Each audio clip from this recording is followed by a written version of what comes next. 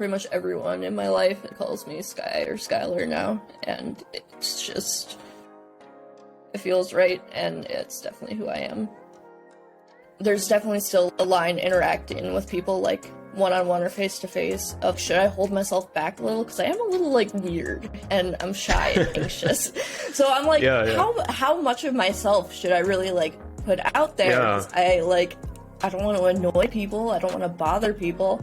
I've definitely related to feeling like I'm not a person to a lot of people. People can say these horrible things about me. People treat me like I am not actually a person. Like, there's not a person behind the screen. It's this kind of idea of me.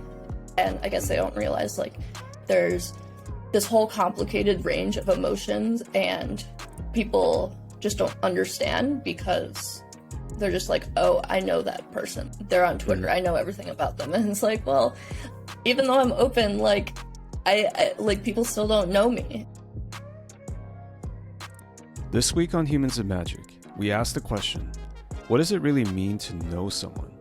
And how does the internet influence our perception of knowing someone? Skyler Warfield is a Magic personality, Twitch streamer, and OnlyFans creator. And if you think you know Skyler, I challenge you to listen to this interview and think again. Skyler and I explore a whole range of topics, including the hard reality of being on OnlyFans. We discuss parasocial relationships and the good, bad, ugly of being a public personality. I'm extremely grateful to Skyler for being super open and honest about everything. We had a wonderful and stimulating conversation. Let's get into it. All right, today on Humans of Magic, we are here with Skyler. Skyler, how are you doing today? I'm good. How are you? I'm good. It has been a long time since we last had a recording. I think the world has changed, and we've all changed in a lot of ways. Like, I don't know. It's like, I think it was like back when the MPL and Rivals League still existed. Like, does that feel like a lifetime ago for you, or is it just me? Yeah, it definitely does, because I was living in a different state, in a whole different environment, and doing, well, I was still doing the streaming thing, but definitely approaching Magic in a completely different way that I am now. How is it different then versus now? Is it just like you used to be a lot more of a quote unquote professional Magic player, and now it's less of that, or how would you describe it? I think so. I know after Rivals, there has kind of been almost like a lacking of a pro scene in Magic so far, up until like the RC and stuff was announced. So I haven't really had a good opportunity to really test myself in Magic, or I guess like care too much. So I've been a lot casual in my approach to Magic, and that definitely involves a lot less winning, because I have not been putting in the same amount of efforts or playing against the best people in the world constantly. But I think it's really made me look at my relationship with Magic, and kind of brought me to a more healthy place in the game and with myself in Magic. Would you say that before it was an unhealthy relationship with Magic, or it's just different now? I think it was really stressful, because every event pretty much was at one point deciding if I was still going to be employed in Rivals, or if I was going to get a paycheck or something like that. And it really wears on you emotionally. And for a long time after that, I just stopped playing Magic altogether after Rivals, because I was finally like free of it or whatever. And I've gotten to a place now, I think a year and a half or so after the whole thing, where I think I'm finally in a place where I can be competitive again, but not have it mean so much to me, and not have like every failure be the end of the world, which I think is why I stopped playing and caring so much initially, and just kind of having fun with Magic, because I didn't want to put myself through that again. But now I can kind of look at like the RC and be like, okay, I can approach this a different way, in a healthy way, and still be competitive about it. Yeah. I mean, obviously, I was never in the MPL or the Rivals League myself, but I could kind of feel like every week was kind of just like do or die. Like you had to perform, right? Like if you didn't perform, you might drop out of the league. And everybody in there is just so good at Magic. They're all world class players, and I would say that you're world class as well. Like you're in that tier, but it's like it must be just a ton of pressure, like week in and week out, like preparing for it, playing for it, and just like agonizing over everything. I can imagine, right? Yeah, it really was.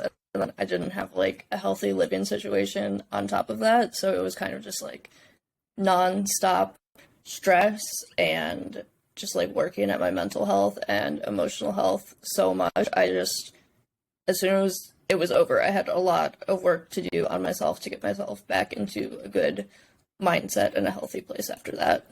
Mm-hmm. And you're saying now you're in a much better place mentally, like you can enjoy Magic casually, you can enjoy playing what is it, RCQs or some of those events again? Yeah, definitely. I've been playing a lot on this series in the Midwest from NRG Gaming, and they kind of have a like a circuit series going on, which I think is really fun and reminiscent to before my pro days for like the SCG tour, which I've really been enjoying, and it's a lot more fun and less stressful. And yeah. I am really grateful for that, to have an opportunity to do something like that again. Yeah, so I've heard a lot of good things about NRG, and I've seen some of the coverage, but I've never physically been to an NRG. Like, what is it actually like to be there and to play? I assume you go together with your friends and you kind of try to have fun as a group, right? Yeah, it's really amazing. Especially like the little group I've formed within the NRGs. I have really formed a nice little group with Jesse and Zoe on the NRG tour. And we just have our nice little like squad, and we have our other friends too, but they have definitely made me feel very like welcome in the circuit. I think they were playing like in the circuit before I was, so they really like brought me in and made me feel welcome, and have also helped me a lot in progressing like my mind state towards Magic, and made me feel like I could actually start trying to play competitively again, but not have it affect my mental health anymore. But the NRGs themselves are really amazing for what they're doing now and what they were doing the past year, coming back from COVID and actually implementing COVID-safe protocols while having big tournaments and working on increasing their like coverage and their production value every time. I really like what they're doing over there. Yeah. And I hope they just keep growing, because it's really amazing. So it sounds like they care a lot about the players and with like how like comfortable people are and things like that, which it's not always the case, right? Yeah, they do. One of the judges spots the feature matches. Her name is Corey, and before she starts every round, she like makes sure that coverage has like everyone's correct name and pronouns, and it's just like so like nice and sweet that I haven't experienced in like other Magic like professional means much. And just that like small thing was like, oh, this is like a really nice and welcoming place. And what kinds of things have you learned from Jesse and Zoe, like just playing with them or traveling with them, and like in terms of Magic related stuff? Or is it more like the kind of like the non-Magic stuff as you alluded to? I think the biggest thing for sure is the non-Magic thing. I actually think I told Jesse this the other day, that it feels really nice to know that I can be completely 100% myself, and people will still be around and enjoy me for who I am, which was always something I was kind of afraid of, being a big name in Magic, because you never really know how you can act or what people will think of you. And I know for a long time I've been open on social media a lot more than other personalities, I think, just because I like to spread awareness on issues and kind of like be open about mental health and stuff. But there's definitely still like a line interacting with people like one-on-one or face-to-face of like, how should I really like approach this? Like, should I hold myself back a little? Because I am a little like weird and I'm shy and anxious. So I'm like, how much of myself should I really like put out there? Because I don't want to annoy people. I don't want to bother people. And they're, along with like some of my other friends, but they're really some of the first people where I was really like, wow, I can be myself and people will actually like me for being 100% authentically me. And that has helped me in magic too. Yeah. One thing that I talk to people a lot about on this podcast is just how weird the internet is. It's just like, especially, I think you probably know this term well, like the whole idea of parasocial relationships. And just like people have these, they project themselves on you, even though they don't really know you. Like, even though they've only seen what you do publicly or your tweets, like somehow they feel like they know you. So sometimes when you end up having an actual one-on-one interaction with someone, especially Magic players, I don't think Magic players are the most smooth. I don't know how to describe it. Like, they're not always like socially adept. Socially adept, yes. And that can be kind of awkward to navigate, right? So I don't know if you can speak on that a little bit, or if you feel that. Yeah, the parasocial relationships as someone who is known on the internet is really kind of uncomfortable from like a lot of different angles. There's like I think like the biggest one for me, touching on the thing we were just talking about, is people putting me on a pedestal at some points, because especially like coming up in my professional career, I was like one of the only successful non-male competitors. There were a handful of us, and people really reached out to me a lot and looked up to me because of that. They're like, wow, like women, non-binary people can be successful in Magic, which is great. But then I'm put on this very high pedestal, and when I meet people, I realistically cannot always be up to everyone's high expectations of me, and I don't always know if someone is trying to like authentically be my friend, or they're just like, I want to be friends with Mythic Meebo and not actually care about me as a person. Because it's like, it's almost like you're not a person, like you're just I don't even know what's the right word. Like, you're like a thing, or you're a symbol, or I don't know. It's like in their heads, it's you're not actually a person, right? You represent something. I've definitely related to feeling like I'm not a person to a lot of people, both on like people viewing me positive or negatively. Of people can say these horrible things about me, or people can say like these wonderful things about me, but people treat me like I am not actually a person. Like, there's not a person behind the screen. There's not a person that's actually playing in these like top 8 matches. There's not a person streaming. It's this kind of like idea of me. And I guess they don't realize like I make mistakes, or I have feelings, or I get sad, or like there's this whole complicated range of emotions and things I mess up, or things I'm working on, or things I'm still learning, that people just don't kind of understand, because they're just like, oh, I know that person. Like, they're on Twitter. I know everything about them. And it's like, well, even though I'm open, like, I like, people still don't know me. And I've gotten a lot of things where like I've become really close friends with like my friend Abe lately. And like for a long, he thought that I just hated him because I was shy and wouldn't talk to him. But that was because of my own social anxiety. I would see him at events and be like, oh, this guy is way too cool. I cannot talk to him. I'm scared. Please don't look at me. Do not perceive me. Right. But he reached out to me a couple weeks ago because I've been grieving the loss of someone very close to me. And we started talking, and he just like really seemed to be a very like supportive person in that time. And we've kind of like joked back and forth, just like, wow, we really could have been friends, like really good friends this whole time, but we're both just like actually like shy and awkward and didn't actually start a real conversation with each other.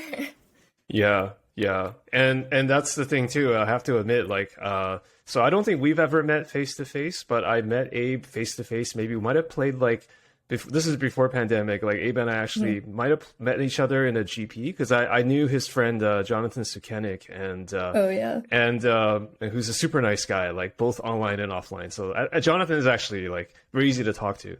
But I remember super nice. I remember playing Abe maybe in a match or maybe talking to him, and I was just like, my first impression of Abe was like, he is super intense. Or maybe it's just like because we were playing Magic, like it was just like, whether it was like that interaction or like, again, I'm sort of the guy now who's kind of like the parasocial fan. I'm just like, I listen or I watch his podcast and I'm just like, wow, this guy's like really, really intense, right? But then I kind of realized, just as you were talking about it, it's like, do I really know who he is? Like, I don't. Like, it's like one interaction, and like listening to his podcast doesn't really mean I know him, right?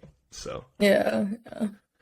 So that's interesting how you and him, like, I guess it was all just kind of one big misunderstanding. Hopefully, it sounds like you guys are kind of figured that out then. Yeah, definitely. To the point where we joke about it a lot, but it was really funny. Like he was definitely like scared to like interact with me, and I was super scared to interact with him. And it's funny just like how good we get along, and we just like click as friends really well. Yeah. Is he also playing in the NRGs? Does he travel to those? No, he's out on the East Coast, so it's kind of a bit of a travel for him for just kind of a smaller circuit. I'm sure if NRG gets bigger, he might try and find time for that too. Yeah. By the way, speaking of your friend Jessie, she mentioned that you guys had a little terrifying experience on the way to NRG St. Louis where you dodged some potential hate crime at a restaurant. Can you tell me about that? Oh my God. Oh, that's really funny that she brought that up. So we had a car that was all of us on the NRG series, me, Jesse, Zoe, and Piper, and we get to like a stop in rural middle of nowhere Illinois. Mm-hmm. And for some reason we're like, this is a really good idea for very queer people to just go out in the open and sit down at a restaurant. And we go to the Mexican restaurant, and it's not like a Mexican restaurant I've ever been to where it's like more authentic. It is just a bunch of white people everywhere, like working too. I'm like, okay, like whatever. Mm-hmm. We sit down and gotta eat, right? Yeah, we gotta eat, and we have to get to St. Louis. It's like getting kind of late, and the waitress is like kind of a little awkward and like taking our orders, and she ended up taking like a few of our orders incorrectly too. Like she took Piper's wrong order. Okay. And she's like really like grilling us on what we're doing. Like, oh, so like interviewing you guys. Yeah, like what are you doing here? Are you staying this long? like whatever. And we're like, oh no, like we're just passing through. We're going to St. Louis, whatever. And we can hear her like talking to just a bunch of different people in the restaurant, like other workers or like other patrons, like regulars or whatever. They're just like, oh yeah, they're just going to St. Louis, like they're passing on through, like. Oh my God. And we're like, okay, that's kind of weird too. Yeah. And so like her, like props to her, she did not try to gender any of us.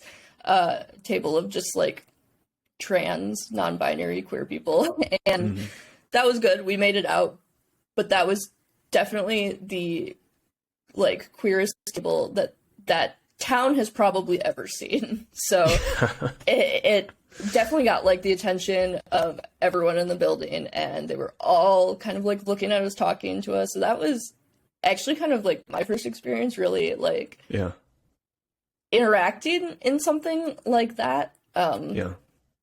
Did it feel like volatile or maybe like dangerous, or was it just like the weird questions from people in the room? it was definitely just a little like weirdness from me, maybe because I had never experienced that before. But as soon as we left, like especially Piper and Jesse were like very alert, and they're like, that was really weird. We should like leave right now. We are very uncomfortable. This is like they just like knew more from having those experiences that like this situation can turn like bad or violent really quickly. And then like I got scared because I'm like, it was like clicking in my head like, oh yeah, that was really like, there's like weird, but there was like dangerous weird. And I'm like, they were really just grilling us to see like if we were going to be a problem just by eating there. That's so like I can't imagine. It's just like, what if you just said like, you know, no, actually we plan to be here though, like we plan to live here, like we plan to settle down here, we're actually checking out local restaurants, like we just moved down the block, like what would happen? I have no idea. I don't know what that would actually turn into in like a very public space, but like I definitely like trust my friends and their instincts, and their like, gut instincts were like, we need to finish our food and we need to leave, to the point where like Piper got her wrong order and she was just like, I am not going to tell her that I made a mistake here, and I'm just going to eat this. Just minimize interactions, just eat it. It's fine. We just like got out of there, and we're like we had the option to stop for gas like too, since we were in town. We're like, we're actually going to keep going to a place like a little bit outside of here, just to like make sure we're away from anyone that might have like followed us or something, because like that realistically, as like maybe unlikely as it is, like that happens, like someone could follow us to a gas station or make sure like we leave, or actually commit a hate crime against us. And it wasn't on my radar initially, but like thinking back, that is really scary. I guess it might be amusing in hindsight, but I'm sure in the moment it was definitely scary, and just like you were on high alert, right? So we definitely like make jokes about it now, like the joke that was like the queerest table that like that lady has ever seen in her life. Like we'll make jokes about it now, but like definitely there was like some kind of like on edge until we got out of the town, for sure. Is that like the tensest situation you've been like kind of on a road trip for Magic, or are there like other instances of that kind of stuff? I think in terms of like gender, sexuality, like hate crime-ish kind of things, that is the tensest I've been. But like I know in the past, for like the SVG tour, I've definitely had a lot of uncomfortable experiences with men that have been really scary, of like drunk men like following me around in the dark, where I'm like walking somewhere trying to get like an Uber or something, or home from a restaurant or something like that. None that I can really like pull out specific examples, because it has been like 4 years at this point. But but like Magic players who are just misbehaving or like on the verge of something. There was definitely like non-Magic players doing this in like public transportation areas, and then there's also like not so like at events, but there's a ton of just like threats and weird gross things like actually in Magic environments, and like situations where like I've even had to go to like staff and TOs and be like, hey, like I do not feel comfortable in this situation, like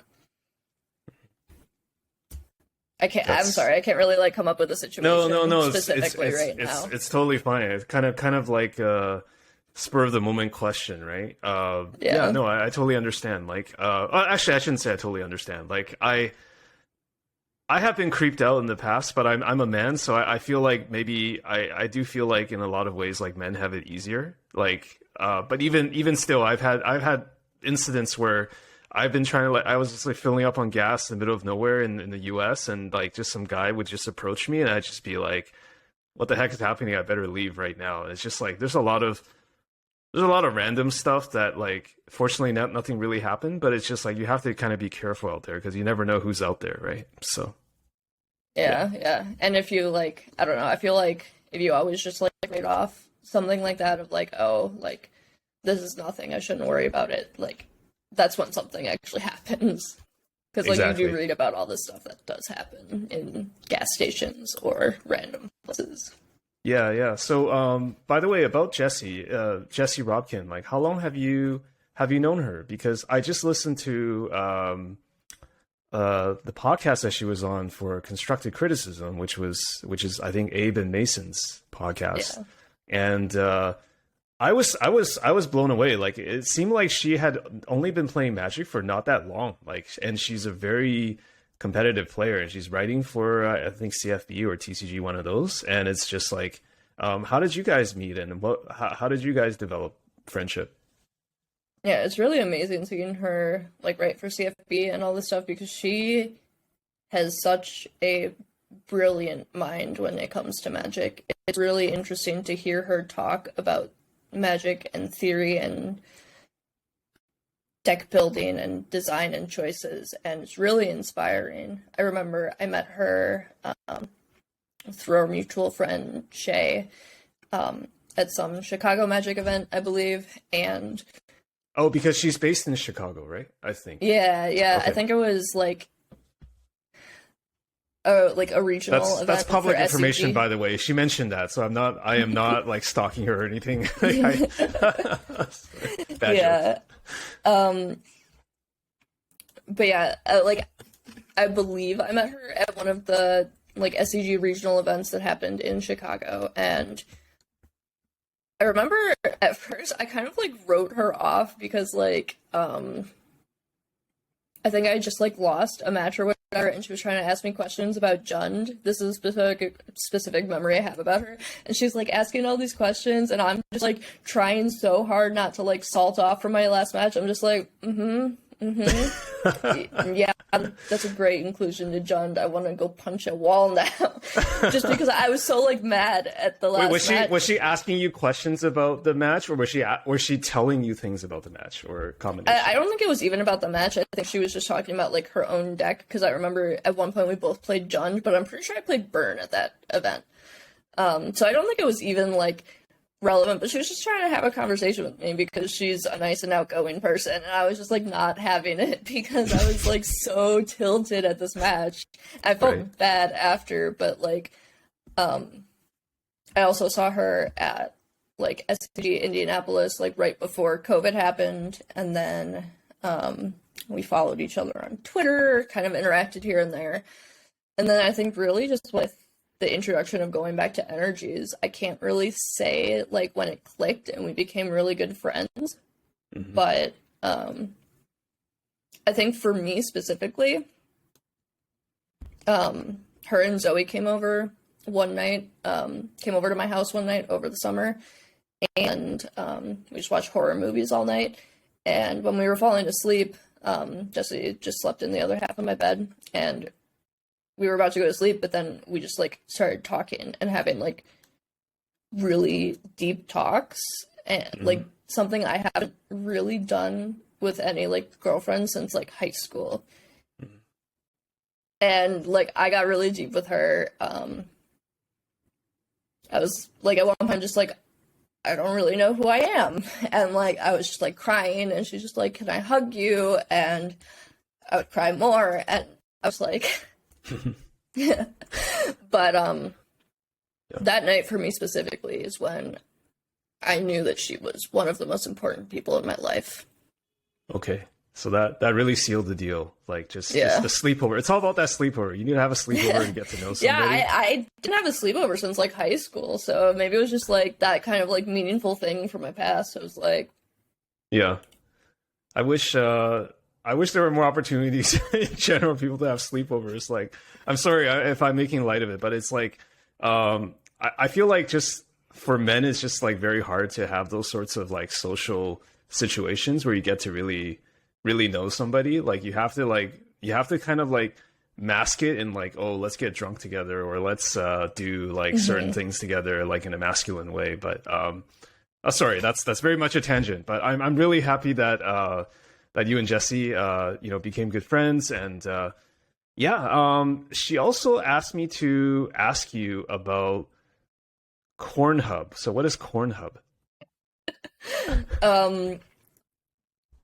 When COVID kind of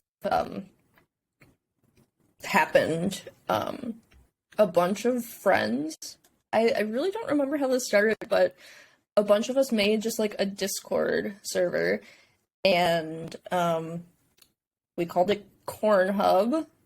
Okay. Because it sounds like Pornhub. I don't know.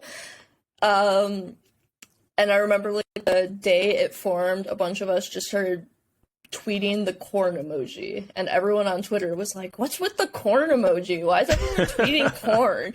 And then it was kind of just this like clique we had, which wasn't like really a clique, but it was our own little like space on the internet. And apparently a lot of people wanted to be in this Discord when it was really just a bunch of friends shitposting constantly.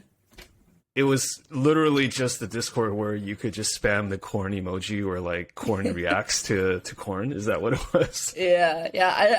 I think the corn came from a lot of in the Midwest, and it was corn. So yeah.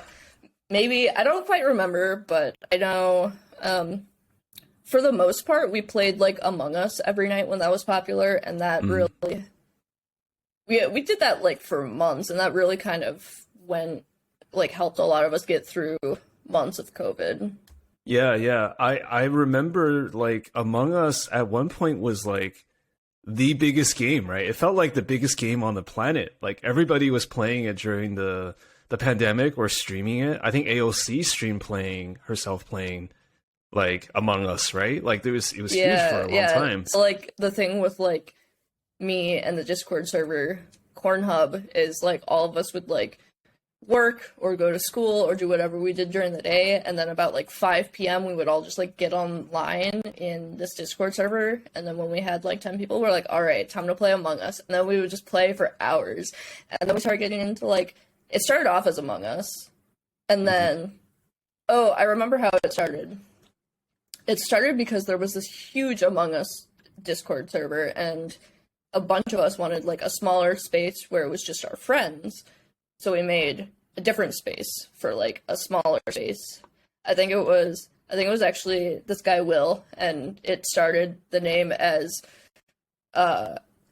people who Will likes to play Among Us with.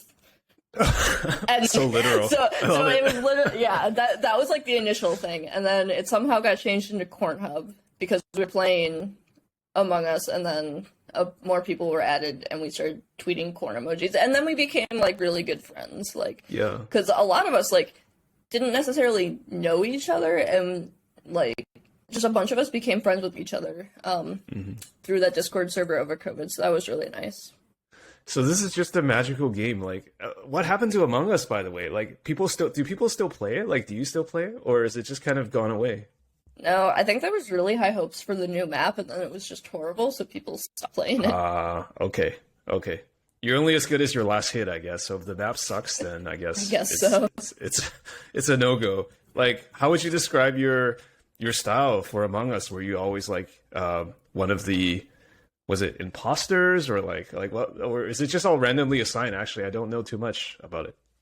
I was a good imposter. I would try and like tactically kill people, but there was a point in time in Corn Hub where we invited Derek in to play with us, Misplaced Ginger, and he had a little bit of a crush on me, so he kept killing me every time he was the imposter. So there was always this joke. Anytime I was dead, they would just vote him out. They're like, this has to be Derek. He has to be the one who killed me, Bo.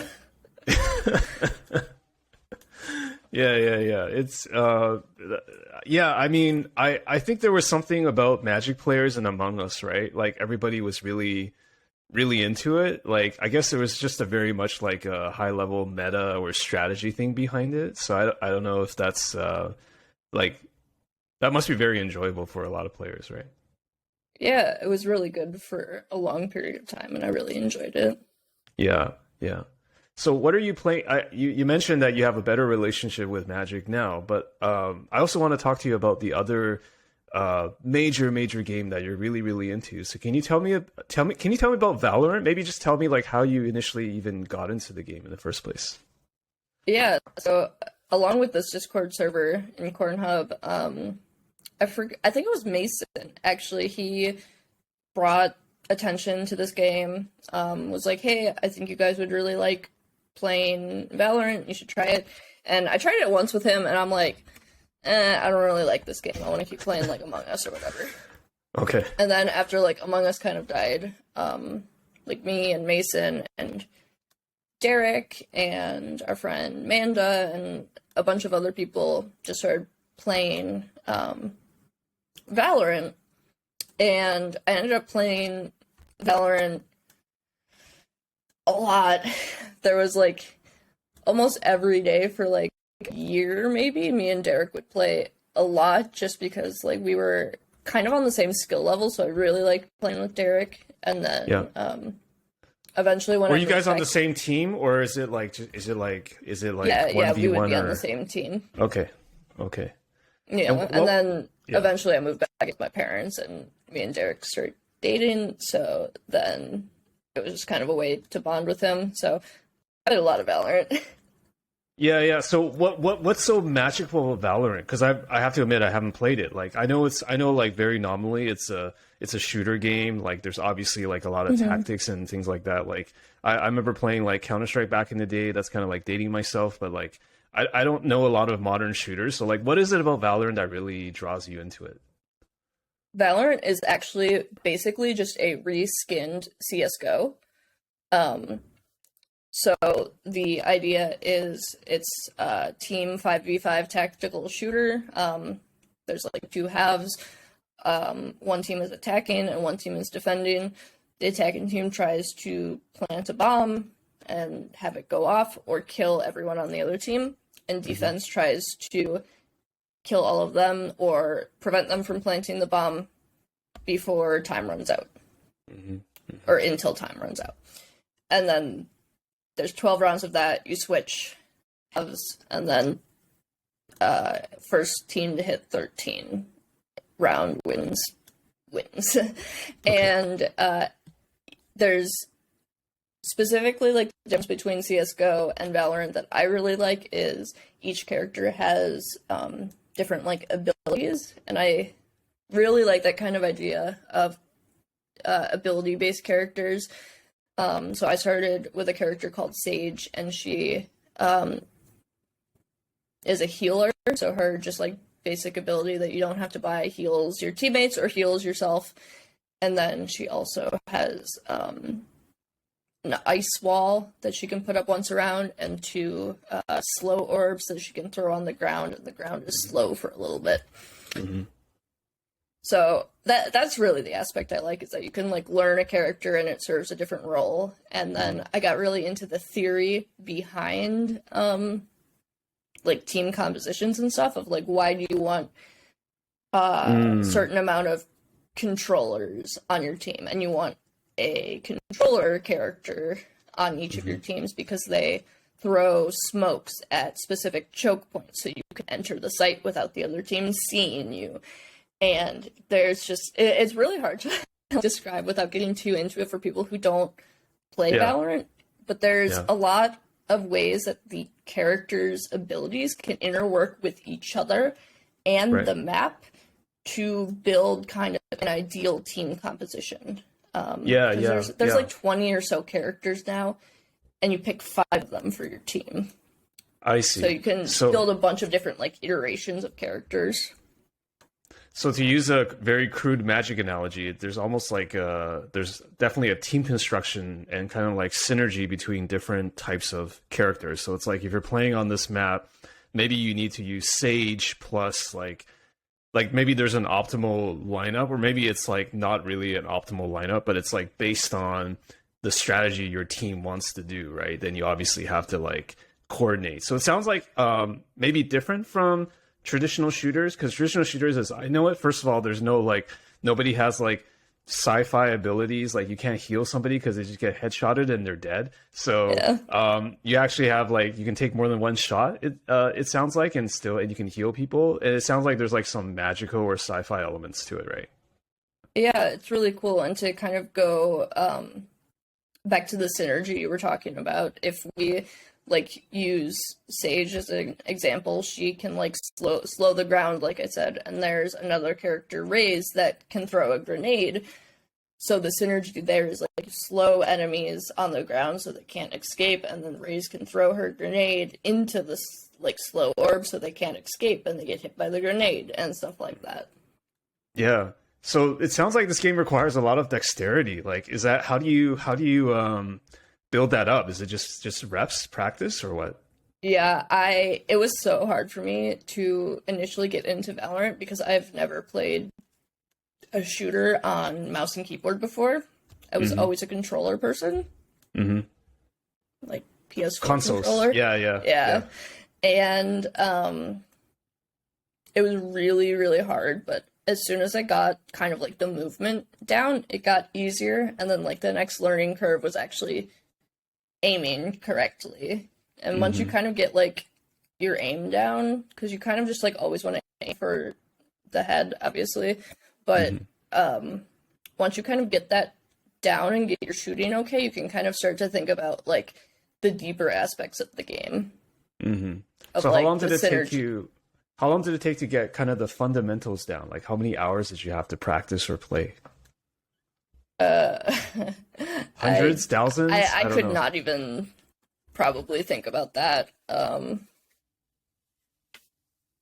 Honestly, I have no idea, just because I spent so much time inside over that period of time because of COVID and just endless hours. Yeah, like I was just like constantly on my computer, whether that be Magic or streaming or Valorant or whatever. I just like always felt like I was on my computer, so I could not actually give you like a real estimate. That period of time just like does not exist anymore. Just kind of blurs, it sounds like. Yeah, exactly. Okay. So maybe another way to ask the question is, how does one actually get better at Valorant? Like, is it just like, did you do a combination of like, obviously you played all the time, that's what you said, but like, did you like study the game? Like, did you like, I don't know, I'm just trying to equate it to like improving in other games like Magic. Like what, like, did you, or maybe I should step back and even ask, like, what were your goals with Valorant? Is it just to have fun? Is it like to level up and become better and better? Or like, what was that? Did you have any goals, or maybe you didn't have goals?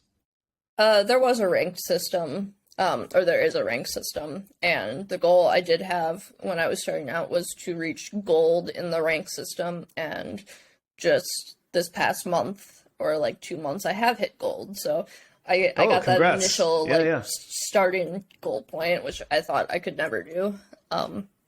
As far as getting better in Valorant, a lot of it is like reps and stuff, and similar to Magic, playing with players that are better than you is just a great way to get better.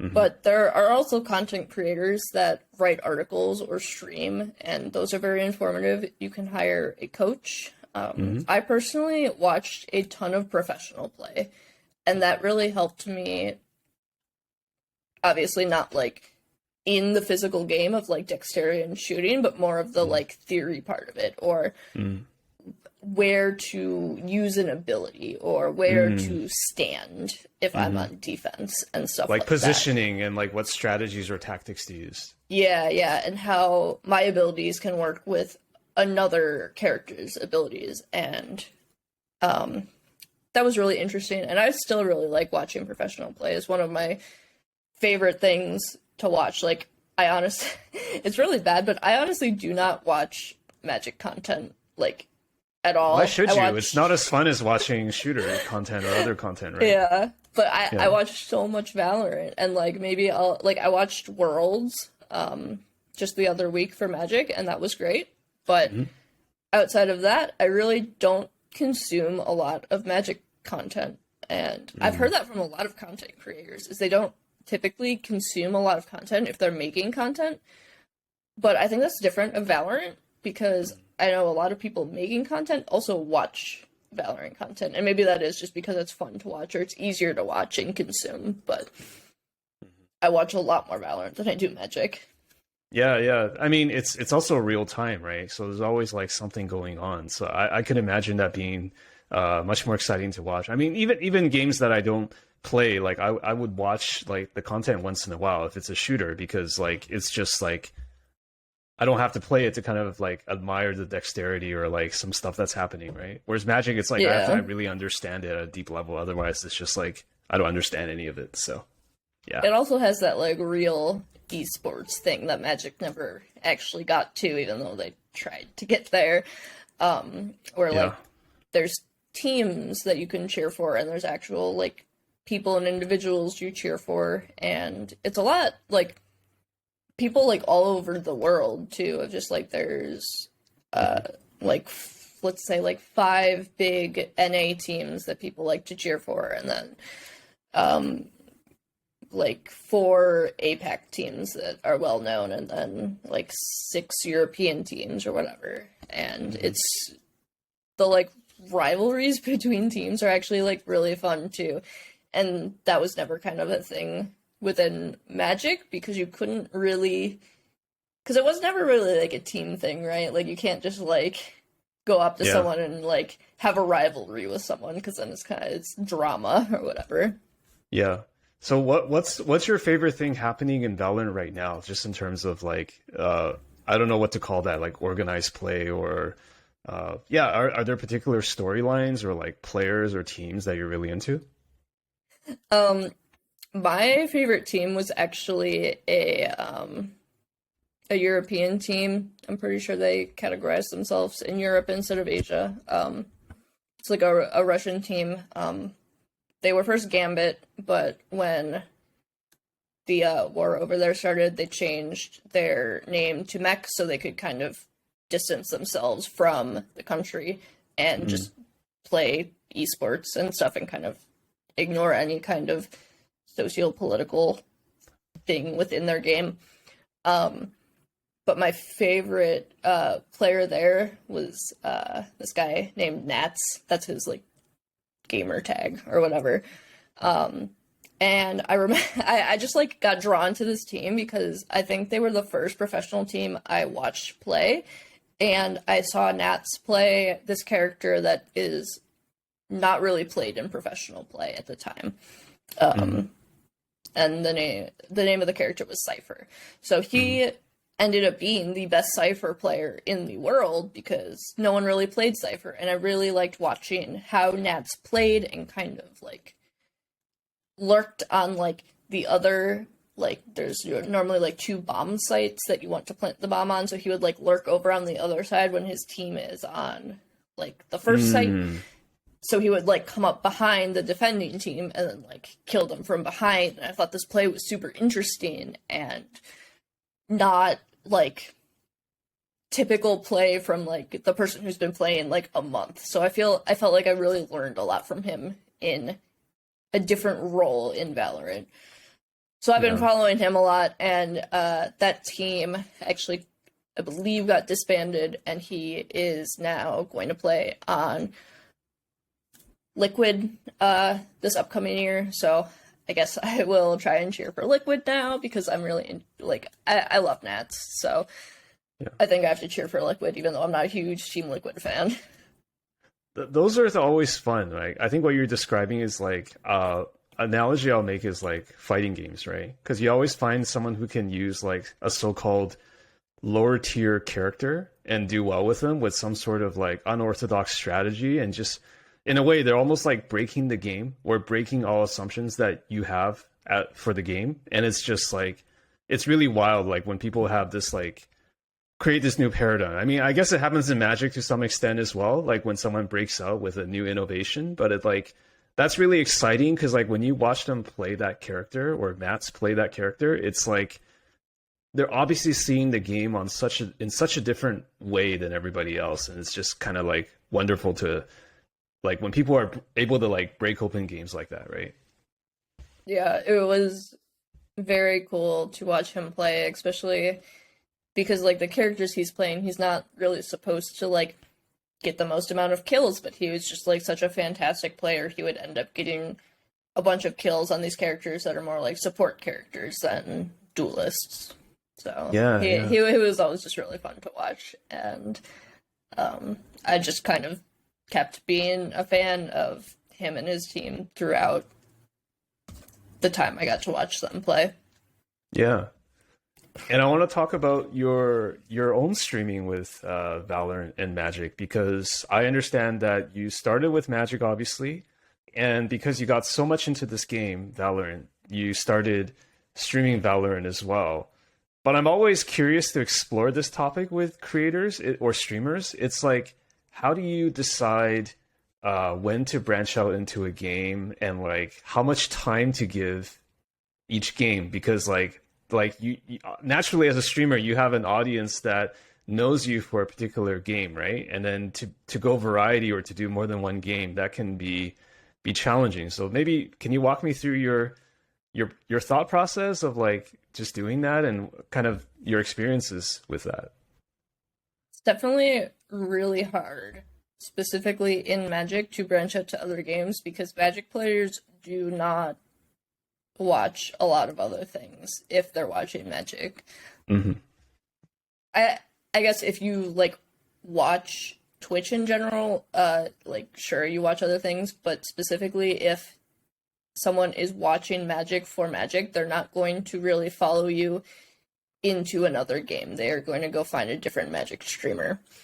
So starting off was really rough the first time I started to stream Valorant, and it did kind of slowly start to build up viewership again. But then it kind of got too hard streaming Valorant and still trying to test for like rivals and competitive events. So I switched back to playing Magic just because it gave me more time to like test and build my brand and everything. I've tried a lot of times to switch on and off and find a consistent way to stream both. I guess did you try to like have a certain day of the week that you stream one game, or do you try to like maybe at the end of the Magic stream you switch to the other game? Like how did it work for you? I've tried both of those, and it just like never ended up being something very successful or something that necessarily worked for me. As much as I love streaming Valorant, I do feel kind of pigeonholed into Magic for a decent amount, just because like it is really hard to start over when this is like kind of your career. I definitely would need to find a time where I can afford to lose like X amount of money for X amount of like months while I'm rebuilding my stream to target it towards Valorant. Because it is really discouraging to go from like 100 viewers streaming Magic like consistently every day to like here's maybe 30 viewers, and a lot of people want that or whatever, but like that being my job, it's really hard to justify doing that consistently. How do you feel about streaming in general? Like, I don't stream myself, but I maybe this is kind of a loaded question, but I always feel like life is so difficult for streamers. Like, you literally have to sit there and put in your hours. Like, it's the opposite of passive. Like, you have to actually be on, and I know you've done it for quite a long time, so maybe that helps, like just having reps, right? But like, how do you feel about streaming as of right now, like just relative to everything that's going on around you or in your life? Streaming has definitely been really, like, this past couple months have been my hardest to stream ever. I've definitely felt burnt out at some points, especially with Magic, because there's a lot of periods with Magic I do not enjoy Magic and I do not want to play Magic. But then the idea of streaming Valorant is just like, well, why don't I just take a day off if I am basically going to be doing the same thing if I play Valorant too?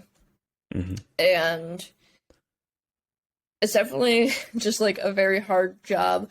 I know a lot of people think it's a very easy job because you just sit and play video games, and especially for someone like me, because I did touch on, like, I am very shy and I am an introvert, and like I do end up just like screaming at my computer for like 6 hours a day, but like it is really hard to be on all the time. And then I after streaming, I don't want to talk to anyone like after that, because I've just been talking for 6 hours and my social battery is at 0, even though I haven't actually physically seen someone. Right. Physically, my throat hurts, my back hurts, my eyes hurt, everything hurts. I'm tired, and I still have to work outside of streaming because it does not end at turning off the camera. Yeah, I mean, I've also just been following a little bit of Twitch, the platform, and it seems like they're also not doing creators or streamers a lot of favors either. Like, I think people have been pretty vocal about Twitch for a while, but I have a feeling it's like there's not really a better.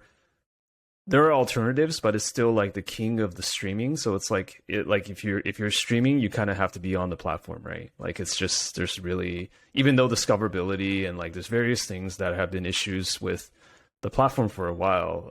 I don't know if you can maybe speak to that, like, because you've been you're a Twitch veteran, right? So how do you see everything, like from your point of view, obviously? Yeah, when I started off streaming, there was like the idea that you hit partner and all of your problems go away, because then like you're a real streamer, and nothing realistically changes. It's basically the same thing. I don't even know if you earn more money anymore than you do affiliate, because I think they changed that. And like your tier 3 subs don't give you 70% of revenue anymore. And Twitch just like doesn't really have good ways of supporting you. Their idea of supporting you is letting you earn more money by running ads, which just like negatively impacts your viewership or community, because like no one wants to sit around and watch minutes of ads every hour. And it just feels like there used to be a lot of support specifically for Twitch partners too.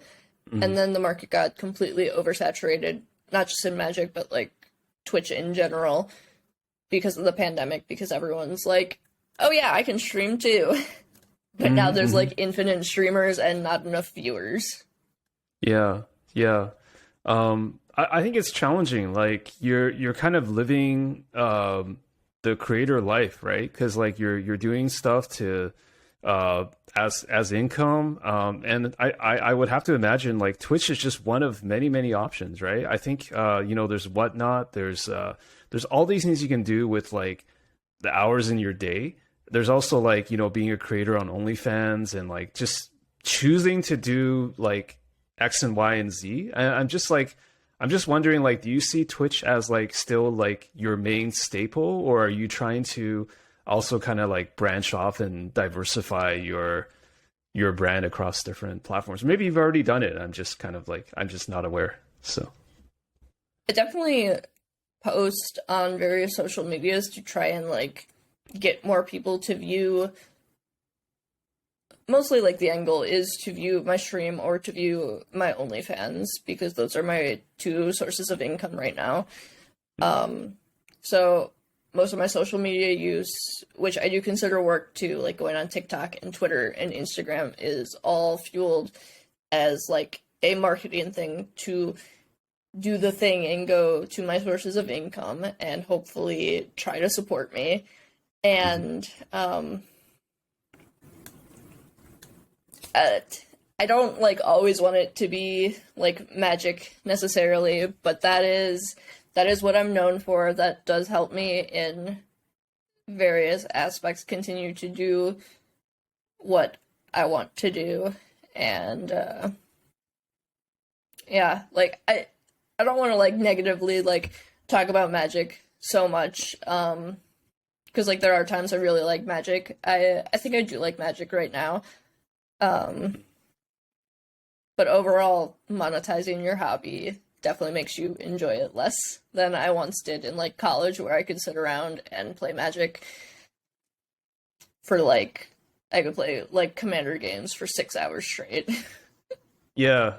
I would have to imagine like it's very hard for you now to just play Magic for enjoying it, right? Like there's always something around it, or you're maybe thinking about how can I make this into content, or is that fair to say? Yeah, I think the only time I play Magic for fun is cubing, maybe. Mm-hmm. Mm-hmm. I Okay. like limited too. Like I could choose to stream something else, but I do stream like limited and cubes and stuff just to have fun. Or Yeah. like for the past couple of years, I've been doing J-Bro's vintage cube charity thing near the holidays. Um, so that's been really fun too. Oh, cool. I didn't know that's what he did. Is that like an annual tradition that he has, or? Yeah, yeah, he has two teams pitted against each other, and we each raise money for our selected charity, and then or yeah, the viewers like can donate to your specific charity, and then I forgot necessarily how it goes, but like the winner gets like more donations than to that Sure. charity. Yeah, Yeah, they get to help the charity of their choice more, or whatever it is, right? yeah, yeah. Yeah. So it's all good in the end. Okay, that's really cool. I actually did not know that he was organizing something like that, or that you participated in. That's great. So I want to ask you, like, obviously Magic is one income stream, and OnlyFans is the other one. Can you tell me a bit about OnlyFans? I think we talked about this before recording. Like, it's a total mystery to me, like how OnlyFans works, especially as a creator. Like, so can you walk me through what that journey has been like for you? Just being on that platform. Yeah, basically, trying to think. It's been like a year and a half now on the platform, and it was first kind of suggested to me by someone I was previously dating, who I think it was more of like a backhanded thing because he was not very nice to me, of just like, oh, like, start an OnlyFans because you have no self-respect or whatever. And then I'm like, okay, so I did. Oh my god. And I got a lot of help from both Lisbeth Eden and Christine Sprinkle. Who are both on OnlyFans, right? They are. Yeah, Okay. to kind of initially answer any of the questions I had, and just kind of help guide me through the like basics of the website and some advice and tips. And like the biggest tip they had as a whole was just don't do anything that you're not comfortable with. Like, this is your thing, you get to guide it. And that was like very helpful, not to get like maybe pressured into something I didn't want to do just because I'm like, ooh, I need the money or whatever. So but, that was yeah. that was the biggest advice they gave you, is kind of like be gradual, or don't feel forced to do anything, right? Yeah, just like a lot of just like stick to like what you want to do, and just like don't get pressured like one way or another by people like subscribing to you. Like, just because they're subscribing to you does not mean you necessarily owe them anything. Okay. Yeah. Yeah. So as far as the like actual platform, I guess it's kind of just like any other kind of subscription based thing where you can subscribe monthly. I often run a bunch of like promotions to try and get more people in the front door, so they'll subscribe following months at full price. But yeah, for the start of it, I was definitely more like anxious of keeping it more kind of like private, or not really advertising it a lot. I started it right after Rivals because Watsy doesn't really like sex workers at all. So I'm like, okay, I'm not in Rivals anymore. I can now do the thing. And they still kind of cut me out of all of their like promotional things, like early access events. And Oh shit, they did? yeah, I don't get early access events anymore on Arena. I don't get promotional product. So you're blacklisted. I don't get preview cards anymore, which is just like unfortunate because at the time when I started, I was not advertising my OnlyFans with my brand. Right. It was not like associated to my brand. I made a separate Twitter. I made a separate like name and brand on OnlyFans so I could still be well liked in the Magic community by Wizards. But I guess they have an issue with what people do that doesn't affect them. Which is like, this is coming back to me now, because I do remember I don't remember you talking about it. You must have talked about it publicly, but I do remember Elizabeth Eden talking about this or tweeting about this, how basically she probably is the biggest, like if you think about like her reach, she's probably the biggest Magic content creator if you put her in the Magic category. And I think that could actually be something that could help Wizards. And I think they just chose to do with her how they treated you, right? So yeah, besides maybe like Post Malone now or whatever, like if they decided to support Elizabeth, I think she would single-handedly like actually make an significant like boost to Wizard sales. Like she has 1 million followers on Twitter. Like that's a lot. Yeah. So like, forgive me, these questions are like super specific, but it's like I'm just always wanting to figure out how things work. So it's like when you start out on OnlyFans, like you're starting from zero. Basically, everybody starts from zero. Like, how do you market yourself? Like, how do you like? I'm sorry, I'm not even thinking about like the nature of the content, but like I think about this question no matter what. Like, as I started a YouTube channel like 3 months ago, I'm just like, how do I start from zero, right? So like, what kind of things do you actually have to do? Because I would imagine you would have to like, you know, promote yourself in some way. So it's like, how do you even go about doing that? Like, I have no idea. I'm very fortunate to have a big following in Magic, which really got me off the ground, especially for the first month, because as if you're a known person and people have been wanting your OnlyFans for a while, the first month you make OnlyFans is going to be your biggest jump in sales because everyone wants to see like what's underneath and whatever. So there was like first initial month of I could not really have to do much because everyone just wanted to see my OnlyFans. So I focused mostly on like posting and like actually making the content and not so much promotion because I was trying to like keep a better image for WotC, even though there's not anything wrong with sex work. But that was just like in my head, very like anxious, shy, just started this person. I'm like, I need to be in good graces with WotC. I need to not have anyone hate me online. I need to hide this because if my parents find out, they'll be mad. They're not mad. Like, just like a bunch of things I was very anxious about that ended up not really being a factor I needed to worry about, actually.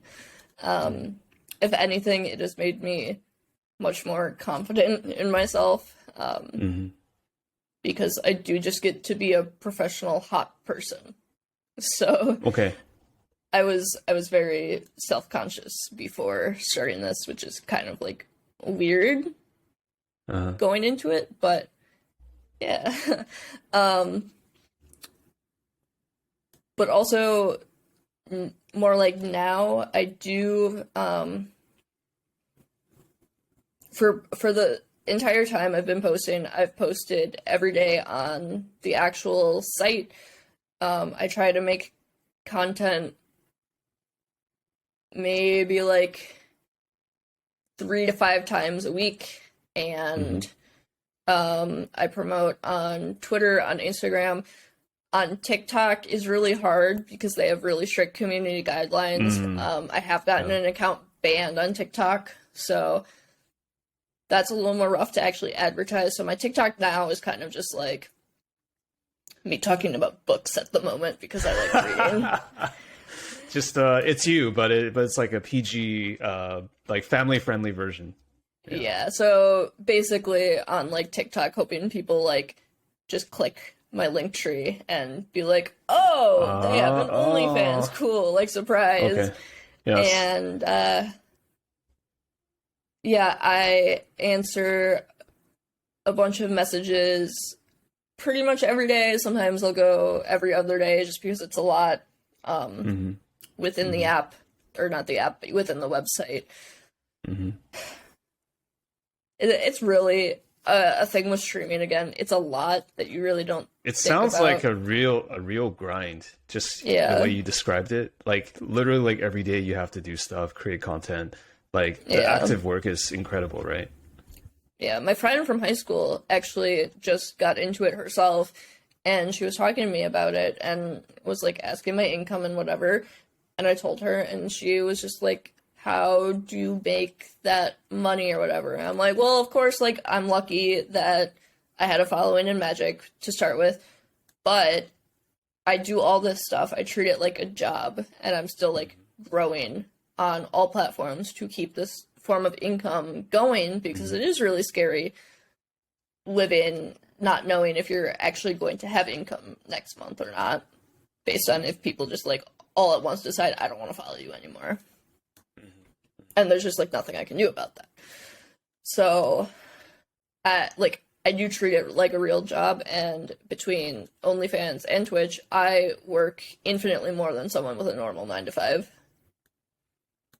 Is that something that you're comfortable with for now, or do you think about like going back to getting like a normal job? Because I remember talking to you earlier, and you have studied. You had originally wanted to be a counselor, and like there are other things that you had as options. So I mean, how do you feel about everything in terms of making a living, basically? I have a master's in counseling, and I do not think I can ever go back because I don't think I can put myself through that mentally challenging of work for $40,000 a year. Okay.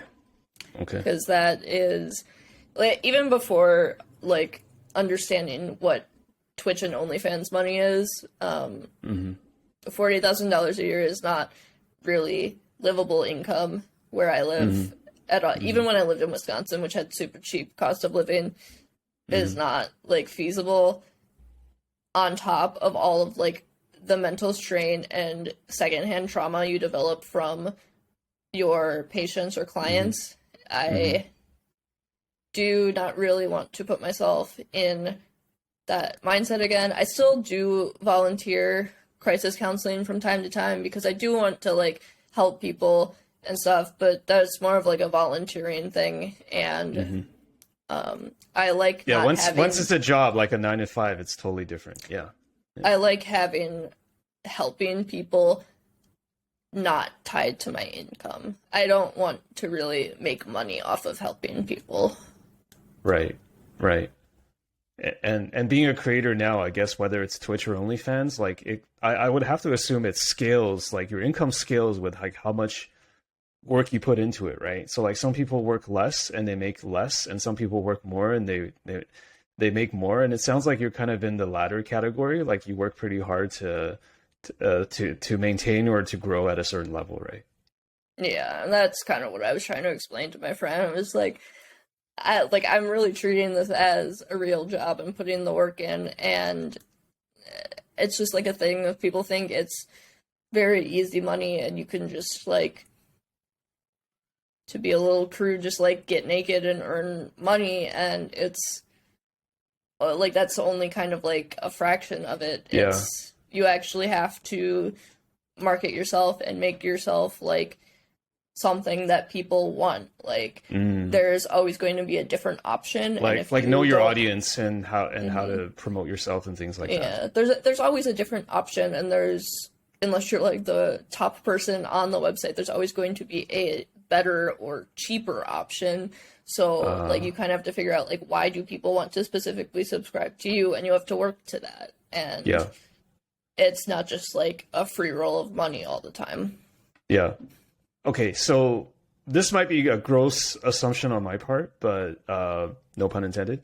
But like, I would imagine that when you're creating content like that on OnlyFans, you also need to tap into the psychology of like males, mostly male audience who like fantasize about something happening with the creators, right? So like, how do you draw the boundaries around that? Because I would imagine, like, I mean, just thinking about myself as a consumer, potential consumer, it's like, there's always some sort of fantasy element when it comes to like subscribing to someone's OnlyFans. And I'm just wondering how you deal with that, or how you, very open question, but I'm just curious, like your process. Yeah, it's definitely sometimes like a role I definitely have to get into to start working. 'Cause it's I don't think I'm necessarily like being like fake to people, But maybe but I there's a definitely, persona, right? Just like we all have a yeah, persona I online. have to like really tap into like a specific role and like kind of like find the energy to really like engage with people directly. I definitely kind of like creating the content more than actually interacting with people, but that's probably again because like I'm shy and like especially when I started like this, I was not understanding or like into like sex work or that kind of like sexual things at all. So like I was just like, don't look at me. This is a bad career choice. But like I said, I have gotten a lot more confident and Oh, by the way, I have to say, I just have to interrupt you. Like, if any of these questions are like too uncomfortable, we can just like skip them, or if you don't want to answer further, it's totally fine. yeah, no, we're good. Okay. I'm fine with this. Okay. Sorry, I'm just Yeah. getting nervous for you. So yeah. No, you're good. I think I'm fairly open with most things. What was I saying? Just initially, how like when you have interactions with fans, I guess we'll call them fans because obviously the platform is called OnlyFans, right? So when Yeah. you have interactions with fans, it can be a little challenging, and or maybe it still is challenging, right? Even today, that's my guess. I think the biggest challenge is I do suffer a lot of PTSD and depression, so some days it's really hard to like get into a mood to mostly respond to messages, but also post sometimes, which is then gets me very anxious because I'm like, well, I need to post, I need to respond, I need to like make my monthly income, or I'm not going to have income. So it's like that's my biggest challenge, is getting past those days where I don't want to post, I don't want to get out of bed, and I don't want to respond to anyone. Just because like I am not in the mood, or I want to lay in bed, or I'm very depressed, or I'm triggered, or I'm having anxiety or something like that. So that is my biggest challenge. I think that's been my biggest challenge throughout all of it, besides maybe just like getting used to the idea of being sexy in general when I started. This is like, I heard sometimes, maybe it's like some of the bigger OnlyFans creators. I've heard like some people hire like almost like ghostwriters, or like people who do the messaging for them. Have you heard about this? Like, I like, is it true? Like they basically have guys just pretend to be the girls they're representing and just kind of like do the messaging with their fans. Like maybe that's a good way to compartmentalize, if that's true. I've definitely heard some of the like bigger free OnlyFans accounts, like Peach Jars or whoever, had, like recently hired someone to do her messages. But I've joked about with my friends a little bit to write some of my reviews for people sending me pictures and me responding to them, but they just thought it was funny and they really wanted to do it, but I'm like, I should probably do this because they're paying me money, even though I don't necessarily want to look at these pictures. Okay, so they're like that was going to be my other question is like, does the platform do anything to help like moderate content or like to help like keep things okay between creators and their fans? Like, is there like, can you report people? Can you block people? Like, is there anything, do you get support on that? Or is it just kind of like you're on your own? I can report and block people. I can also restrict people where they can do everything except message me. Like they can still subscribe to me, they can still like and comment, but they cannot direct message me.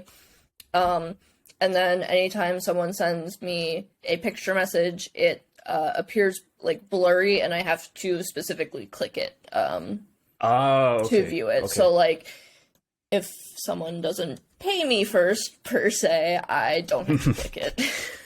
Okay. So they kind of know all the scenarios where like that could happen. Okay, so that's good. So overall, like, would you say you've had a positive experience on the platform? Yes, definitely. I think people on this platform are infinitely nicer to me than I've had on Twitter or Twitch. Is fine now because I have very strict moderation and very good mod teams, but when I first started out, I would get like hate bots constantly and people creating fake accounts with like horrible names about like me, like my your name appearance and, or you, and or then yeah. like just horrible usernames that I cannot even like repeat here. Yeah. So like that was awful, but like really over a year and a half of OnlyFans, I've only had to block 2 people, I think. So they are for the most part pretty respectful, and then because it is mostly a Magic community, I'm sure I have people on there that aren't related to Magic, but I assume most of them are from Magic. So I've stated like, hey, like if you see me at an event, feel free to like come up and say, hey, like introduce yourself and say, hey, like I follow you on OnlyFans, and like I'm completely comfortable with that, but like to still like treat me with respect in public. Like don't talk to me how you would in DMs to me in public. Right. But like you can like say where you follow me from, like so I know who you are. Yeah. That's totally fair. It sounds like you do a good job of like setting boundaries with people who are your fans or like people who follow you, followers, fans. I don't know, there's different interchangeable terms, but like you do a good job of that. Is that something you've had to kind of learn along the way, or did you always have like a very good like idea of what those boundaries are? I think for OnlyFans, I've always been pretty consistent with it, but that came from learning it previously in the Magic community. I think like the loosest I've been with boundaries and stuff was when I first started in the Magic community, which was on Instagram, and I was just posting pictures of foil cards every day. And I would trade a lot on Instagram and like I play a lot of EDH, so we just trade cards. And at one point, this person messaged me that I had not traded with before, so he did not have my address ethically. He sent me my address and said, "This is where I watch you touch yourself on Instagram when I am just showing foil cards." So I had to call the police, and it was scary. So after that, I really started to kind of put more boundaries on everything online because the internet is scary, and some men are scary. You got to protect yourself, because I would say not just some men, I would say many men are scary. So that's the thing. I can just imagine people, like, every time I just say, like, I'm genuinely scared of men sometimes. They're just like, well, not all men. It's like, well, it's like just enough men. Enough men are scary where I don't know if you're the not all man because you don't have a sign around your neck saying, I'm not the scary man. Yeah, because like wouldn't it's like any situation. It's kind of like what we talked about with the diner. It's like wouldn't you just be on guard no matter what? Because like Yeah. it doesn't pay to be relaxed, right? It doesn't pay to not be on guard because if something happens, you're like, oh shit, I'm not on guard. Like so, I mean, it just seems logical to me. So I don't know. Yeah, Yeah. it's just like easier for a guy who is not actually a bad guy to prove that he's not a bad guy just by being himself than me to just like not assume any man is like bad and then suffer the awful things that I have actually suffered, even though I think men are scary. So, Yeah. Yeah. Definitely. So, I think you mentioned a lot of things about OnlyFans, but I am wondering, like, what are the biggest misconceptions you think people have about the platform? Maybe from like a consumer perspective, because like consumers only see one side of it, right? I don't know about specifically from a consumer, but the like biggest misconception for sure is that it's just easy money. But I already touched on that. Mm-hmm.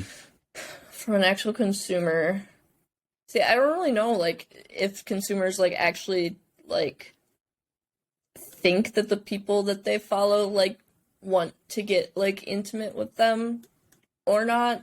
Like I suppose if they like genuinely think each creator they talk to wants to be intimate with them, I guess that's a misconception. Mm-hmm. Mm-hmm. That seems like a reach, right? Because to me, it's like, I mean, on an intellectual level, you have to know that like creators are doing things at scale, like more with more than one fan. So it's to me, it's like uh, maybe I'm just grossly generalizing, but it's like it's more like subscribing to Playboy. Like it's like a personalized experience that you choose. I want to subscribe to this person or this person, but there should never be like a line crossed where it's like it becomes like a personal relationship, right? Because they're Yeah. not your partner or girlfriend or boyfriend or whatever, right? It just doesn't make sense to me. But I can understand like some people if they're just not if they think differently, it could get kind of weird. But hopefully, it doesn't get there for creators. I mean, yeah, Yeah. I think for the most part the people I've interacted with have been like very respectful and pretty like socially adept as far as like the magic community goes. yeah, I haven't had like huge problems, and like the people that I have had to block have more just been like angry that I charge too much. And I'm like, okay, bye. oh my god. Yeah. Okay, okay. What would you say is your current stance on just sex work in general? Like, this is a fairly recent thing for you on a personal level. So, like, do you have thoughts about just sex workers or sex work in general? I think I was always pro sex work before I really got into it. I definitely followed like Lisbeth for a while before I got into it and was pretty vocal like about like how Watsy should support her and not blacklist her and stuff. So actually going into it, like I understand the phrase that like sex work is work because it's a lot of work. Mm-hmm. And while like I personally I get I guess something that like I do have to like realize, and I think more people should realize too, is the people on OnlyFans, when it comes to sex work, it is a huge privilege of us to just be able to be on OnlyFans because that is not just what sex work is, and a lot of women have and non-women have to put themselves in very dangerous situations to afford to live. And in a broader term, we as a society need more support for people in those positions too. Just like everyone in general, more of just like a socio-political thing of poverty and everything without like getting into that pro sex work. OnlyFans is a privilege and we need more support for people in those positions. So maybe related, like, have your views on the economy or like capitalism changed like after you got into Twitch and OnlyFans?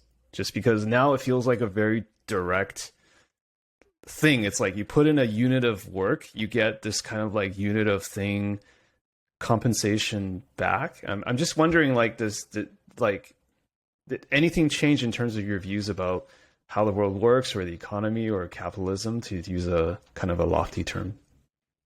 I always hear a lot of things of like how like small businesses or whatever tend to be more like right leaning for like some reason. So like I think some people like expected me to stop being a complete leftist after like doing this or whatever because I make money and I have to pay a lot of taxes now, but I would say not really. If anything, it made me more of a leftist, so I don't know. Okay. So people thought that just because like people who have like maybe generalizing, but like people who acquire more wealth will over time become more right leaning in American politics because they feel like they need to then start paying less taxes and become more intolerant of certain groups or whatever. Like you'll just transform into that or something. I mean, there's like always the like social issues that I'm never gonna like ever regress back on, like what my small conservative hometown taught me, like ever. But like even with like money, I don't have issues paying taxes. I would very much like us to have universalized healthcare because I have to pay a shit ton for healthcare now. And like me loving capitalism isn't going to make that better for me or anyone else. So what's your relationship like now with your folks? How would you describe that? It's really good. I don't think it was ever really bad. By the way, I'm not implying that doing any work on any social platform has anything to do with like it might. I don't want to give you the wrong idea. It's just a totally like independent question. What's your relationship with your parents like? Yeah, no, of course. I know in high school, I was less close with my dad because he had problems with alcohol. But a couple of years ago, he stopped drinking. I think he's been sober for like 4 or 5 years now. And he inspired me to stop drinking in 2021. So I went a whole year without drinking. But when I moved home when I moved home last year for a year, I was in a bad living situation in Wisconsin. My parents were very kind to let me stay with them until I bought my house. And during that time, my relationship with my parents just like, and my siblings too, just like increased a lot. I try to see them 1 to 2 times a week now because I'm still kind of near them, and it's just infinitely better now than it was when I lived at home in high school, which it wasn't even bad. So okay, I have a so good you've always had relationship with my family. You've always had a really decent relationship. Always sounds like. Yeah. Okay. My family is pretty important to me. How hard was it to quit drinking or quit alcohol for a year?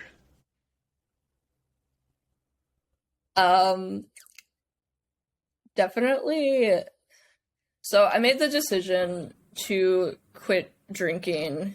I think it was in December of 2020, so like almost in the new year, because I bombed out of a very important PT that I needed for like rivals points because I was hungover and like throwing up and had a huge headache. It was just like a typical hangover, but a really bad one. And the person I was with at the time while this is just like a super horrible thing to say to like your partner ever, it did give me a wake-up call. He was just like, I can't believe how like pathetic you are. You're throwing this huge opportunity that you don't deserve away in the toilet, referencing the like special invites or whatever, that I don't deserve it, a bunch of stuff that I am an embarrassment and that he's ashamed that he's with me. So I decided that that would be the last time that I was drinking. Well, not the last time I was drinking, but like let it affect you to that level, right? Yeah, and just for my New Year's resolution was I was not going to drink for a whole year. And the first 3 months were really, really hard. And it was never to a point where I was drinking every day or anything. It was more when I was drinking, I would drink too much. So I could go periods of time without drinking, but like when I did drink, it would be like I drink like a whole pack of White Claws or something, and then whiskey, and then until I black out or whatever. And after that, like as shitty as my ex was, I didn't want to have the same issues that my dad had, and I saw that I had let myself get to that point. So for 3 months, it was really, really hard because I used alcohol as my coping mechanism, and that's why it got to the point it did every time I drank, because I would only heavily drink when I was upset. So I didn't have that as a coping mechanism anymore.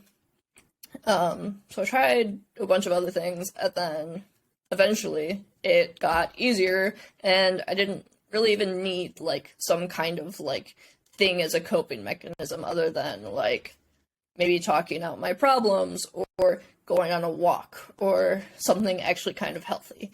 And this past January, I think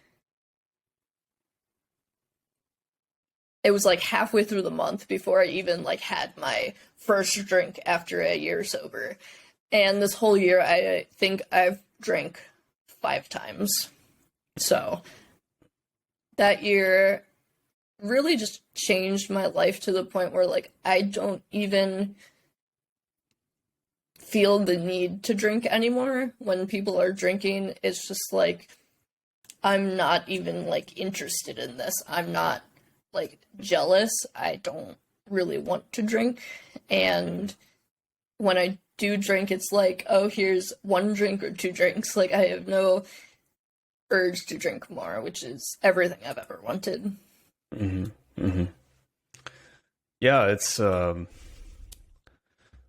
thought a lot about like quitting drinking entirely. Like I don't drink a lot, but I always felt kind of bad that I even drank at all. Like it's not like I ever got to the point where it was too much, but I always just felt like always felt this kind of weakness, like having to rely on something. Cause like maybe it's similar to you. Like when I am not in a good mood or I feel like I need to relax, like I want to have a drink. Like I don't try to do too much, but I'll have like maybe just 1 beer and like just 1 a day. But even that to me feels like, do I really need it? Like, do I really need it? Like, at the end of the day, we really don't need all that much, right? I probably don't even need this coffee that I've been drinking for this whole recording. Like, it's just a habit. Like, so do I really need it? I think that's inspiring to hear that perspective from you, because like to not do it for a whole year, that requires a lot of willpower. I don't know if I have that willpower, but somehow you found a way. The biggest thing too is when you don't drink for a whole year, you see how much social interactions and just like American society is centered around drinking. Everything. everything to the start of it was just drinking on dating apps. Everyone was like, let's go grab a beer and get to know each other. Like, let's grab a drink. Like football games on the weekend is centered around drinking. Holidays are centered around drinking. Magic events, you scrub out an event or you win, it's around drinking. Hit the bar. Like, it's just, I didn't realize it, and you start to realize, like, one, how much everything is centered around drinking, and two, like, how many other people also have an unhealthy relationship with alcohol. Yeah, because you see, like, the whole, it's like, it's literally the social lubricant, right? Like society is kind of like built on that, like just people drinking or socializing that way, I guess. Yeah. I guess I've had to break through my shyness a little bit since I didn't have alcohol anymore to kind of like push through that. So I do think I've gotten like a little more confident and a little more outgoing, but I'm still kind of an introvert. So I can tell. Yeah, we're both introverts, definitely. So yeah. So is it okay if I just like ask you a little bit of like rapid fire questions, just to kind of like close out the interview? Is that all right? Yeah. Okay. First of all, I wanted to ask you how you feel about what is most exciting about Magic to you right now? Are there like particular formats or like certain events or where things are going that you feel particularly excited about at this point in time? I'm excited to see how the RCs go and see if this is like a good kind of step in the pro scene again, and see if that kind of comes back in any capacity, because I know people are really excited for it now. But we do need to see how it actually plays out. And I'm also excited for Limited in general, because I've come to love Limited. Okay. What is it about Culver's? I don't know if I'm pronouncing it correctly, but apparently this is your favorite fast food, Culver's frozen custard butter burgers, according to the website. Like, what is it about this that makes it your favorite restaurant or favorite fast food? Probably just my favorite fast food, but instead of fries, you can get cheese curds, and cheese curds are the best side in the world. It's just fried cheese. It's great.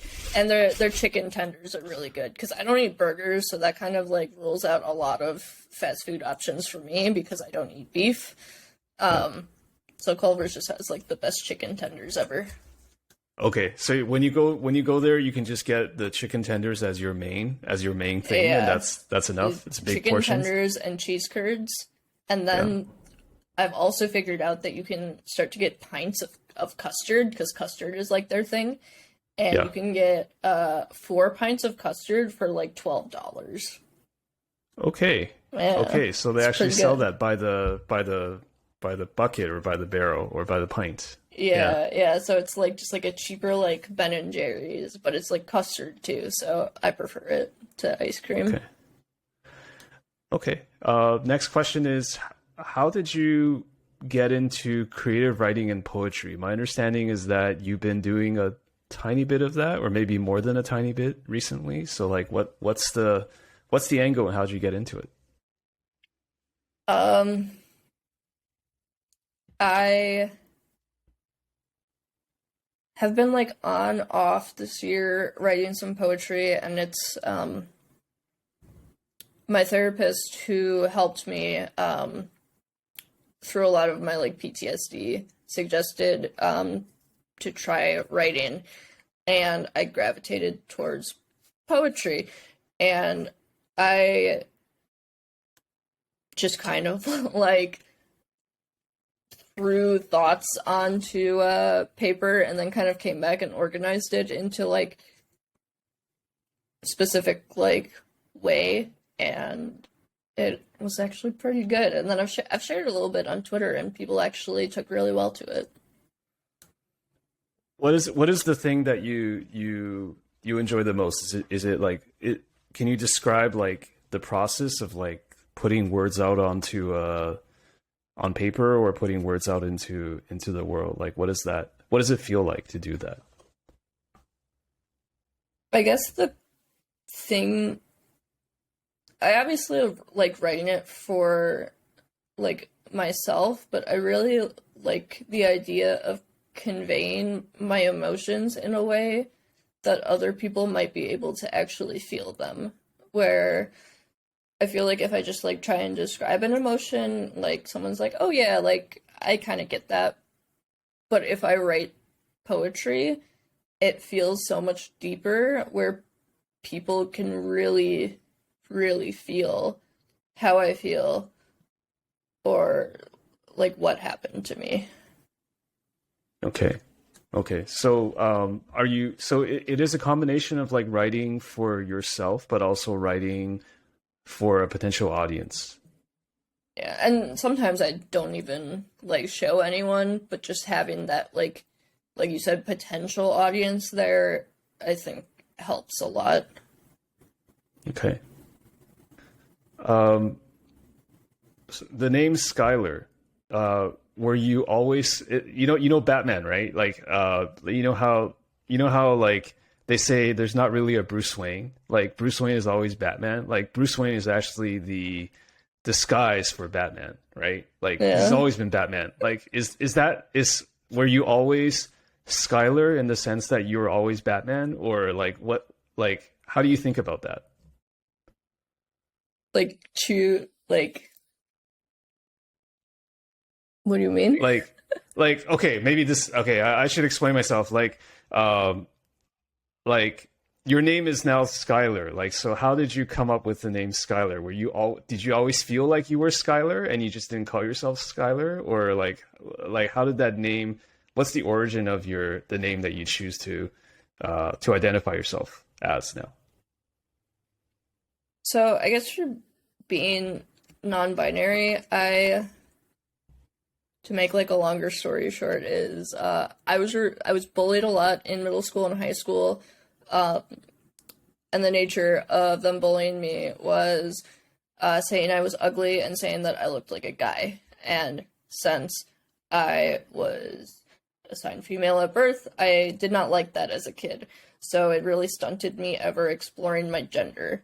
And then when college came around and I started to meet other people who have felt like me, I was like, hey, I could be non-binary. And I tried out like pronouns and stuff, and it kind of just like was a recurring theme in my life for many, many, many years at this point. Where I was just like, yep, this is a thing. I am non-binary. I might feel more comfortable, at least in the magic scene, with a different name, because I don't care that my family still calls me dead name, but I do not really want anyone in the magic community to call me that. So I Googled non-binary names. And it was one of the first one that came up, and I was just like, I like this because I can be Sky, which is also a character in Valorant, is Sky. Okay. And then I can be longer Skyler. So. Okay. And yeah, really pretty much everyone in my life except my family calls me Sky or Skyler now, and it's just, it feels right, and it's definitely who I am. Awesome. Well, Skylar, I guess the last question is like, what's the best place for people to find you on the internet, or where you would like to be found? I am at Mythic Meebo on Twitter, but maybe Twitter is exploding at the moment with Elon Could Musk. be. So there's also twitch.tv/Meebo or OnlyFans.com/Belle Curves. Yeah, those are my two main sources of income. So if you want to support me on either of those, that's where you can find me. And I'm most active on Twitter, as long as that is alive. I sincerely hope that it stays alive. As much as it's can be pretty nasty sometimes, it is. I am hopelessly addicted to it, and I suspect many People are as well. So why Belle Curves for OnlyFans? Why didn't you go with Meeble or Skyler or something else? That was still like the point in time I was trying to be WotC friendly, so I picked a whole different name. And I liked Belle Curves because it was like a mix of like psychology and magic, because it's like a bell curve, which also kind of looks like a boob. And but there's like curves, like mana curves in magic, and bell curves in actual psychology, because at that point I was still a lot more identified with my master's degree in counseling, and like I still identify with that a lot, but it is much less a part of my life now as it was a couple of years ago. Yeah. No, that makes a lot of sense. There's a lot of design in the name. I like that. Yeah, Skyler, thank you so much for taking the time to talk to me, and I hope you have a great rest of the evening where you are. Yeah, thank you so much for having me on again.